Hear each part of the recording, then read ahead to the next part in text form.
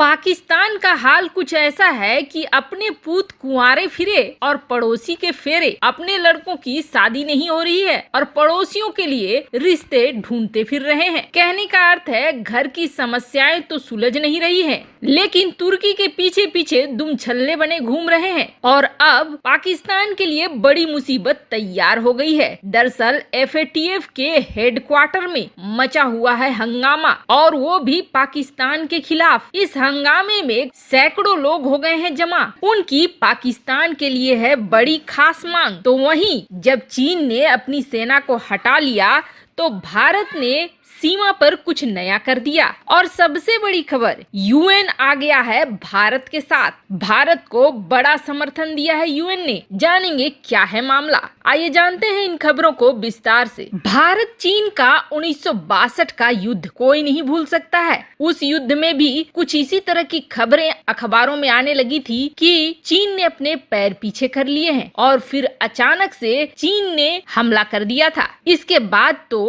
अब चीन के लिए ये कहावत मशहूर हो गई है कि ऐसा कोई सगा नहीं है जिसे चीन ने ठगा नहीं है। पर अब एक डर लग रहा है कि क्या फिर से उसी तरह के हालात बन रहे हैं, क्योंकि खुद चीन के अंदर जिनपिंग को डरपोक कहा जाने लगा है। उन्हें ये कहा जाने लगा है कि वो युद्ध से डरते हैं। ऐसे में खुद को ये सिद्ध करने के लिए कि वो युद्ध से नहीं डरते हैं, क्या कोई चालबाजी दिखाएगा चीन? ऐसा हो सकता है, लेकिन इस बार नेहरू की सरकार नहीं है बल्कि मोदी सरकार है। इस सरकार में और पुरानी सरकार में अंतर है। इतनी देर में चीन को समझ में तो आ ही गया होगा। इसके अलावे जो रूपरेखा दिखा रहा है भारत, उसे देखते हुए चीन को और भी बहुत कुछ समझ में आएगा। जैसे कि अब चीनी मीडिया ही ये कहने लगी है कि जिस रफ्तार से 2 दिन के अंदर चीन ने अपने सैनिकों को पीछे ले लिया है, भारत अपने सैनिकों को पीछे नहीं ले रहा है और वो ये कह रहा है कि कुछ टेक्निकल प्रॉब्लम है। उनका इशारा ये है कि भारत अपनी पोजीशन बरकरार रख रहा है, रखनी भी चाहिए, क्योंकि चीन पर भरोसा तो किया नहीं जा सकता है। तो वहीं भारत ने अरुणाचल प्रदेश में चीन से लगती सीमाओं में बड़ी तेजी से सड़क का निर्माण करना शुरू कर दिया है। हालांकि इस निर्माण कार्य का बहुत ज्यादा डिटेल नहीं दिया गया है, लेकिन 1100 किलोमीटर की लंबी सड़क काफी तेजी से बन रही है। तो साथ ही साथ अरुणाचल प्रदेश से लेकर सिक्किम और लद्दाख हर जगह भारत अपनी चीन से लगती सीमा को सुरक्षित करने में जुटा हुआ है। इसी क्रम में अब भारत ने अपाची हेलीकॉप्टर्स की तैनाती इन जगहों पर कर दी है। साथ ही साथ अपने महत्वपूर्ण हथियारों की तैनाती भी कर दी है। साधारण भाषा में कहें तो इस बार अगर मुड़कर चीन फिर से आया तो बड़ी वाली बेइज्जती होनी है। वहीं दूसरी तरफ आजकल UN में भारत का दबदबा बढ़ता ही जा रहा है और बढ़े भी क्यों ना, भारत कुछ इस तरह के काम कर रहा है जो आज तक UN में किसी ने नहीं किया और UN को न चाहते हुए भी, भले ही UN में चीन का दबाव पूरा है, लेकिन उसे भारत की तारीफ करनी ही पड़ रही है और भारत के साथ खड़ा होना ही पड़ रहा है।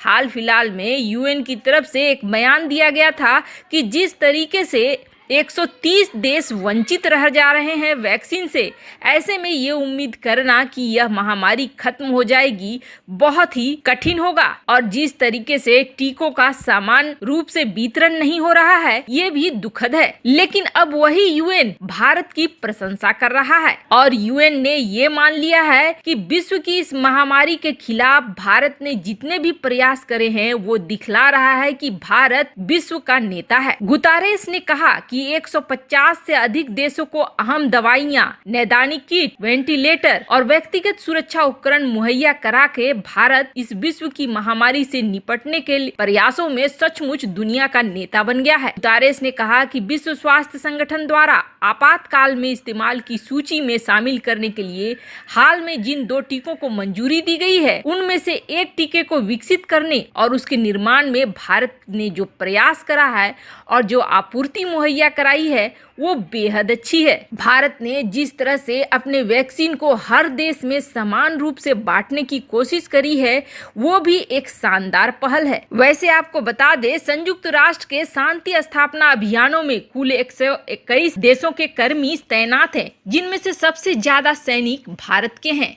इसके अलावे भारत ने यूएन की शांति सेना के लिए 2 लाख खुराक टीके की पेशकश करी है, जिसके लिए यूएन ने भारत का आभार प्रकट किया है। वैसे संगत से गुण होत है और संगत से गुण जात। जिस तरीके से भारत अपनी छाप छोड़ रहा है यूएन में, आशा करते हैं कि यूएन चीन की चंगुल से निकलकर सुधर जाए। कहा तो ये भी जा रहा है कि जिस यूएन की मदद से चीन अपनी चाल में कामयाब हुआ और इस महामारी को इतनी दूर तक फैला सका, अब उसी यूएन की मदद से भारत इस महामारी को खत्म करने में लगा हुआ है। एक ने दर्द दिया तो दूसरा दवा दे रहा है। तो वहीं दूसरी तरफ दुख भरे दिन आयो पाकिस्तान के लिए। बेचारा इमरान ये सोच रहा था कि ग्रे लिस्ट से व्हाइट लिस्ट में आ जाए, लेकिन अब तो ऐसा लग रहा है कि येलो ग्रीन नीली पीली कुछ भी नहीं मिलने वाली है, बल्कि ब्लैक लिस्ट में जाने वाला है पाकिस्तान। और इसके लिए हंगामा भी जोरदार तैयार हो गया है। इस बार तो उसके दोस्त चीन और तुर्की भी नहीं बचाने वाले हैं, क्योंकि अब हर हंगामे में चीन की भी क्लास लग रही है। पाकिस्तान और चीन की गठजोड़ जो अब तक चीन पाकिस्तान को बचाती आई है, जैसे कि जब जब मसूद अजहर को लेकर बैन करने की बात आती, चीन वीटो लगा देता। एफएटीएफ भी चीन के प्रेशर में ही काम करने लगता है। कहा तो ये जाता है कि एफएटीएफ को चीन ब्लैकमेल करने लगता है। ये सब साफ साफ दिखलाती है कि किस तरीके से चीन और पाकिस्तान का गठजोड़ काम करता है।